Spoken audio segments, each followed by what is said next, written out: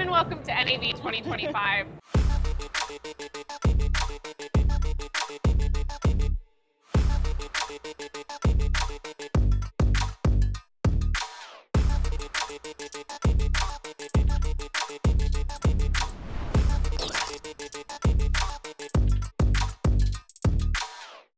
Hello everybody, we're back. It is the League of Filmmakers booth and the League of Filmmakers show at NAV 2025.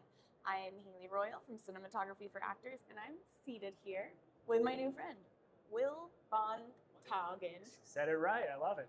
We're gonna quickly turn the PA system down. I have to keep speaking so we can turn it down. There we go, that's great. Oh, that was great. Okay, great. Thank you, Emily. Thank you so much. Thank you for your help. Perfect. Hi, Will. Let's introduce you again. Okay. This is my new friend, filmmaker, Will von Tagen. Hi. Hey. Hey. Okay, so what are the filmmaker hats that you like to wear? Too many. Writing, directing, cinematography. I act. You do? On occasion, mostly in stuff that I've self-produced. Mm-hmm. I find it a little bit harder to act for others. I've done it a few times, done a few commercial gigs, but Yeah. Awesome. I think most people will relate when you're getting started. You wear all the hats, and then you slowly can pick off a few. And I've reached a point where I've been able to do that. So I think my preferences are in directing and producing. Yeah. Amazing. Directing, producing. Yeah. Sounds great. Okay, we're gonna start from the beginning. Okay. What inspired you? Where did you grow up, and how did it happen? Well, I grew up in Boise, Idaho. And I gosh, still live there. Boise, You do? Idaho. It's a great place, Yes, but don't tell too many people. Cousins there. Okay. Yeah, so I grew up there. I live there presently, although I spent a few years living in Germany. I went to school in Reno, Nevada.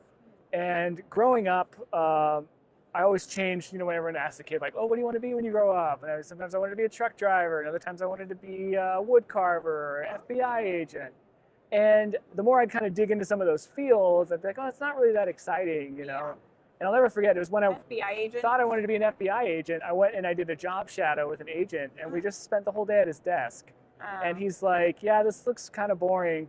It looks a lot more exciting in the movies. And I thought, all the stuff that I've been into throughout my life has usually been because it looked exciting in the movies. So maybe I should look at trying to get in the movies. And then that's kind of what really kicked me off down that path.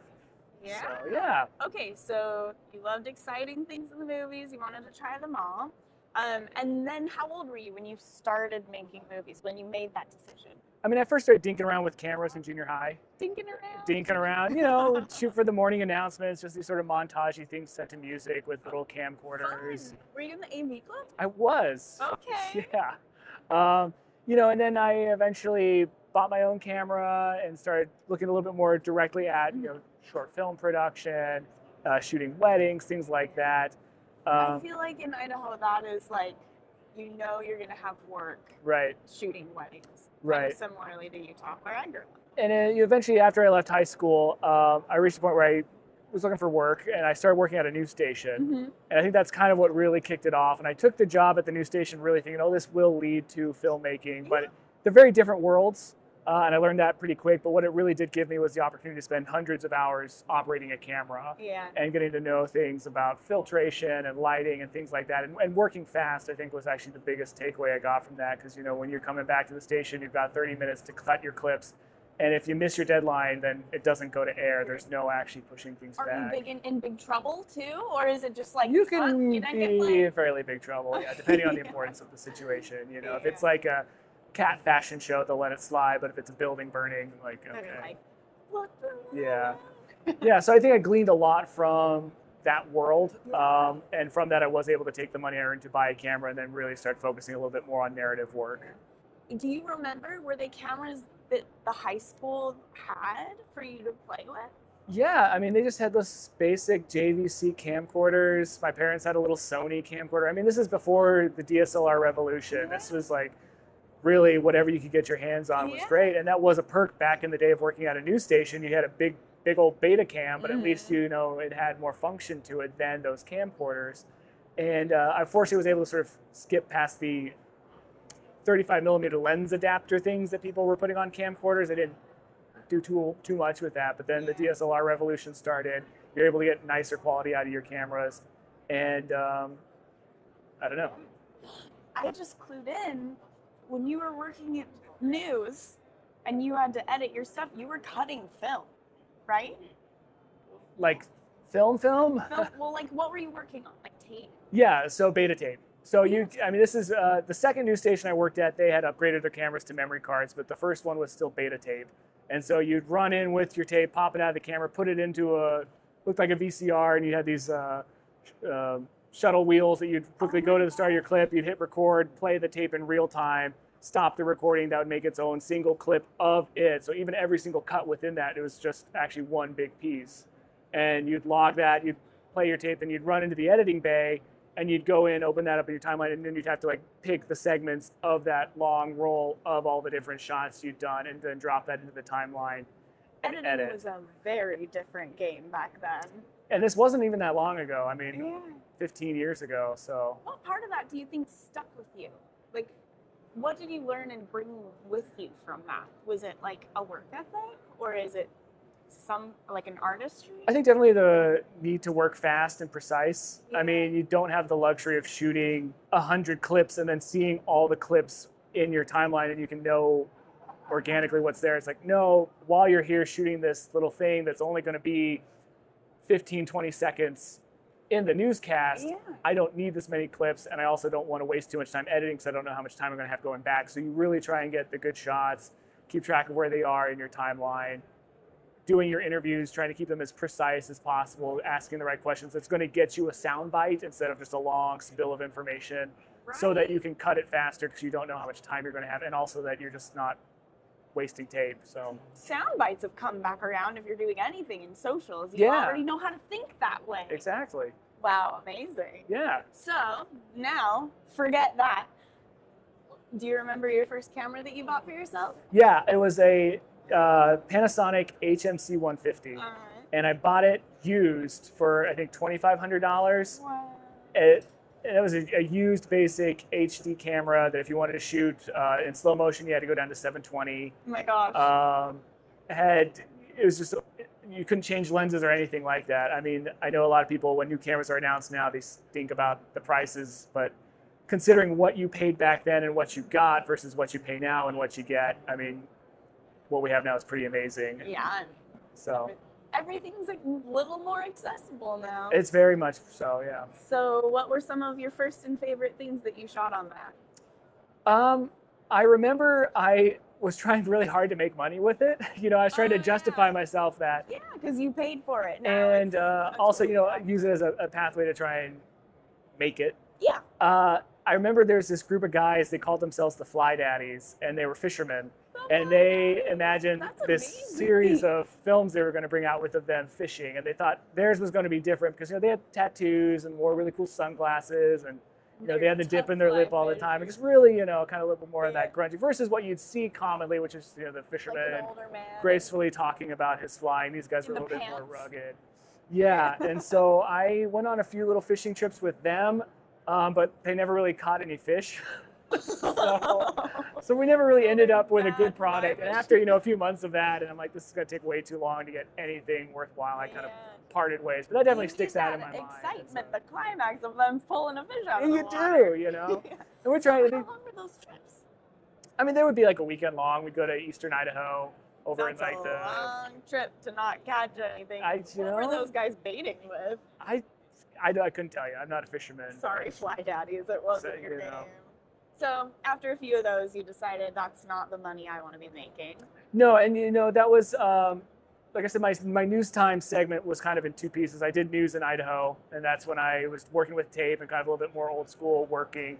And then I went back to school in Reno, Nevada, and I went on with the station there, and they had sort of slightly more updated equipment. Yeah. And I found that I was getting a little bit bored on my weekend duties of just going out and shooting stuff. And so I started doing a little bit of reporting at the same time. And this is at about the time where these hybrid multimedia journalists were coming into fashion, where people were expected to shoot and report all on their own without having a separate cameraman. But coming from it as where, you know, a lot of reporters don't have the camera experience, I had the camera experience and then was stepping into the reporter role. And so I was able to make some really interesting and engaging packages. I focused largely on light news. I thought it was a lot more fun to talk about the cat fashion show than the house burning. Yep. So unfortunately, if news was tight, I was the first segment to get cut out. Shoot. And there was some frustration that came from that. But mine looks the coolest. And I think especially when it comes to local news, that's what people want. Yeah. But anyway, I don't dwell on that. Were there any parts of having to report that were frightening or like difficult, like skills you feel like you had to learn quickly? Yeah, I remember when I was working in Reno, I was getting there to set up a live shot, and I'd actually just gotten reamed at work because I can't even remember what the situation was, but the news director just really let me have it and then sent me off to go set up a live shot of this air race. And right as I pulled up and I'm setting up the mast for the live shot, I look up and I hear all this noise, and there's a P-51 Mustang barrel rolling, and it crashed right into the grandstand and killed 17 people. Oh my God. And I was the only media on site at the time, and just immediately you have to kind of shift into that role of how do I capture this, how do I do it gracefully, how do I shoot in a way that's not going to make this too like unviewable but also captures the situation, and then how do I personally stay calm in this setting. So it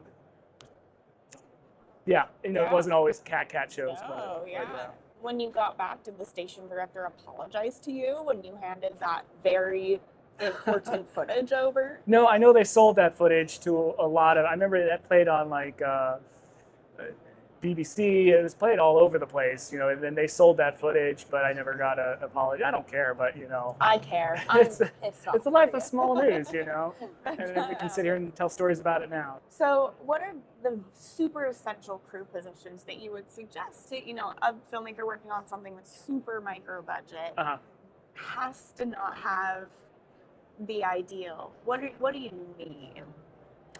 Unless you personally have a really good understanding of cameras, you'll need a cinematographer for sure. Same goes with audio. I think those are the two toughest things to try and correct for later.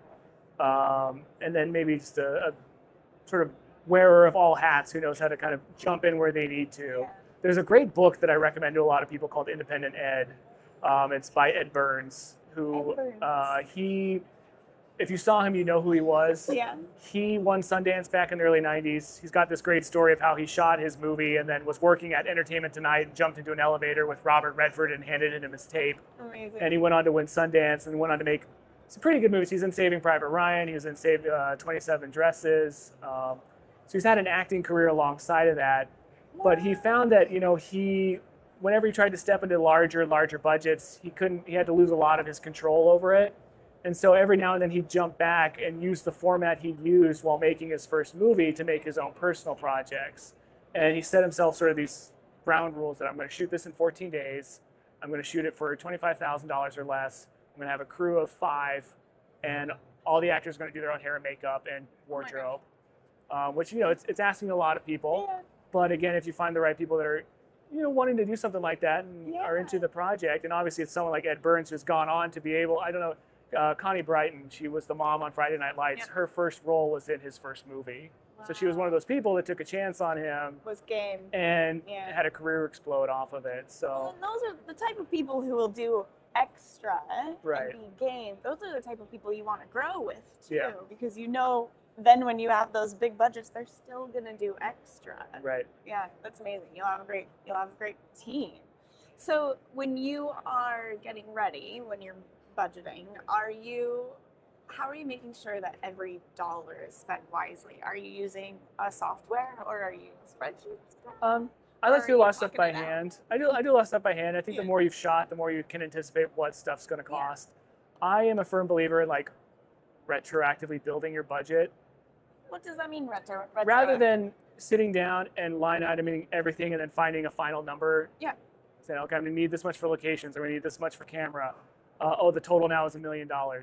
Think of how much money do I know I can get? Can I get $100,000? Can I get $50,000? Can I get 10? And then you start at that number, and then you start line iteming it out. Where can I actually spend this money in order to make it work? Because I think getting back to that thing of waiting for the permission, if you have such a high expectation of a dollar amount that you can't actually do, and then your mind is set that I can't make this movie without that, you're never going to make the movie. I have a hunch that you are a guy who loves to work within a constraint. is what it sounds like. Like you're like, well, what do I have here? And then how do I make it work within this?